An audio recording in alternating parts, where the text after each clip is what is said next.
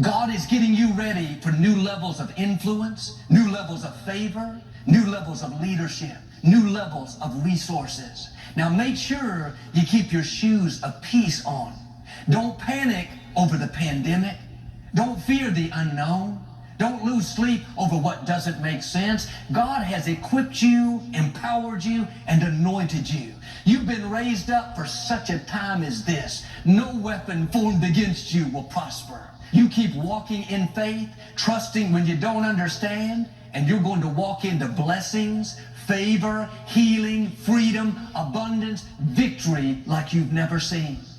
I've learned when you stay in faith, when you don't understand, you're going to come into blessings that you don't understand. When you trust God when it doesn't make sense, you're going to come into favor that doesn't make sense. Could it be that the disappointment you're so upset about is really a blessing in disguise? You can't see it, but it's a part of a divine plan, a critical piece that God is going to use years down the road to take you where you've never dreamed. But right now, that situation by itself doesn't make sense. It seems random, just a bad break, when in fact, it's the hand of God setting you up for increase. Without that challenge, you won't see the far and beyond favor that belongs to you. Trust Him when it doesn't make sense.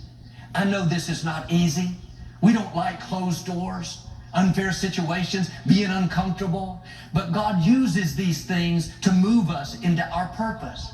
It's not just the good breaks that will take you into your destiny.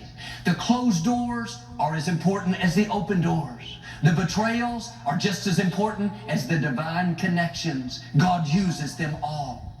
When you understand this, you won't live upset when your plans don't work out. You won't go around sour because somebody did you wrong. You'll stay in peace knowing that God wouldn't have allowed it if He wasn't going to use it for your good. It may not feel good, but this is where you have to show God what you're made of. Anyone can be happy when things are going their way. Anyone can thank God when doors are opening.